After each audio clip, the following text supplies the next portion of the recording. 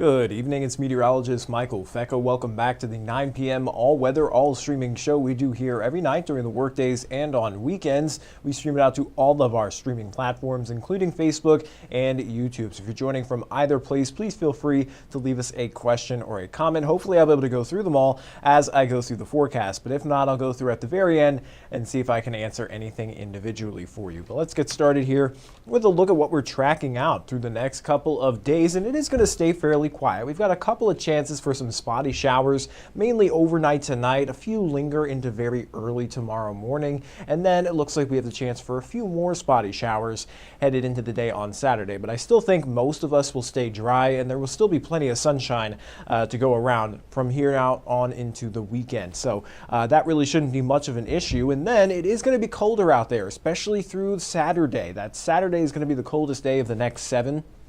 And then we'll start to gradually warm back up into the 70s for the start of next week. But along with that warm up, we'll have the chance for a couple of showers and even a few thunderstorms by the middle of next week. So let's take a look at our satellite and radar across the country. We've got this cold front sliding in from the northwest. That's what's going to be providing us with a couple of those showers. Again, not expecting any storms or anything like that, nothing widespread, but we will catch a few of those stray showers over the next couple of hours. But today, it was cooler out there. Temperatures only climbed up into the lower 60s, 64 degrees for our high today in Evansville. And even with that light northerly breeze, it did make it feel a little bit chilly at times. But with that sunshine out there, especially if you were standing in that sun, it felt kind of comfortable and pretty nice. And temperatures have already started to cool off a good bit. Cold spot on the map at 46 there in Dundee, 54 here in Evansville, sitting at around 56 up towards Mount Carmel. Overnight tonight, temperatures will drop down into the upper 40s to right around 50 degrees. And taking a look at the future radar here, we'll start to see those clouds thicken up here, especially after midnight along that cold front. And there's that chance for some of those spotty showers. Again, nothing widespread, nothing major here. Maybe a lot of us will even stay dry or miss out on those shower chances, but some of the clouds and a few sprinkles will linger into very early tomorrow morning before we clear out and dry out through the rest of the day on Friday. So Friday is going to be another great day, very similar to today on the cooler side, but at least crisp and dry. Then as we head into Friday night into Saturday morning, a few more clouds begin to stream in, and that will bring us another chance for a couple of sprinkles for the first half of the weekend. But temperatures tomorrow only climbing up to around 64 degrees, so very similar to today. A bit breezy out of the northwest between 6 to 12 miles per hour. And then looking at the weekend forecast, it gets even cooler here, especially overnight Friday into Saturday morning. We'll be seeing temperatures dropping down possibly into the lower 40s.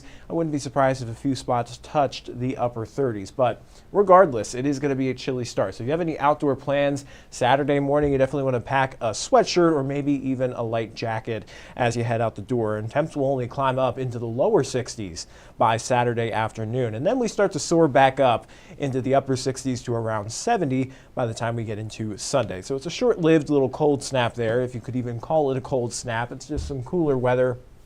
Our average highs are sitting in the lower 70s, so it is below average, something where we haven't dealt with in quite some time. It's been a very warm month so far, and I'll cover those statistics coming up in just a moment. But taking a look at the future radar through Saturday, a few clouds through the morning. There's that chance for a couple of sprinkles, but again, most of us stay dry, and then we start to really clear out overnight into Sunday. And then much of Sunday staying mostly sunny as well. But let's take a look at those temperatures. I mentioned it was a very warm month so far.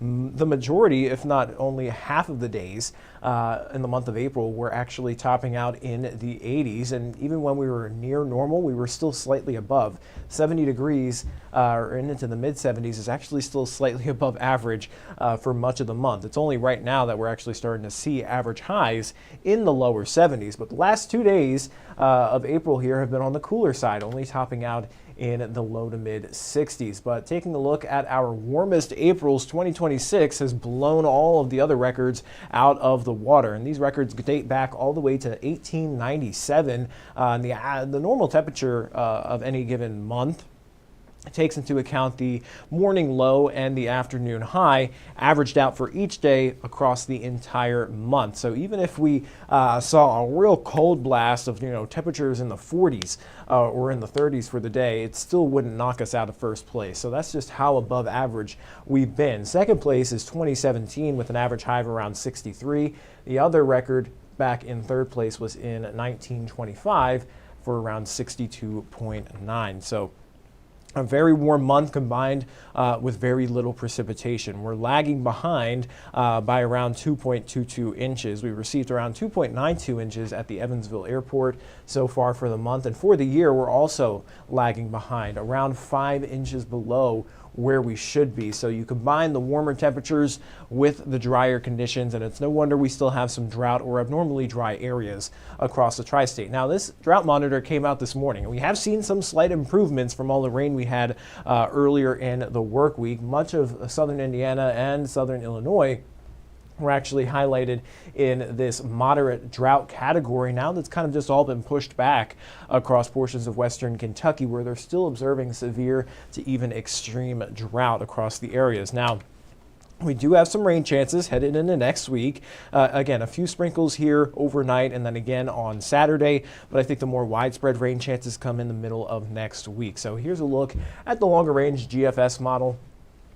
We'll have a cold front sliding in from the north. That'll bring in the chance for showers, even a few thunderstorms, especially throughout the day on Tuesday. And then we may even still see a few spotty showers through Wednesday and into Thursday before we head into the drier direction for next weekend with high pressure building in. But even with those rain chances, we're only looking at a rainfall forecast here over the next week of about an inch to maybe an inch and a half in some spots. And I think a lot of this may even be overestimated because we know, shower activity, thunderstorm activity doesn't really produce that widespread soaking rain that we need to bust us out of the drought. So even with that rainfall, I really don't think we're going to see much relief from the drier conditions that we have, but any little bit of rain is obviously going to help us out here in the long term. But here's a look at the next 7 days.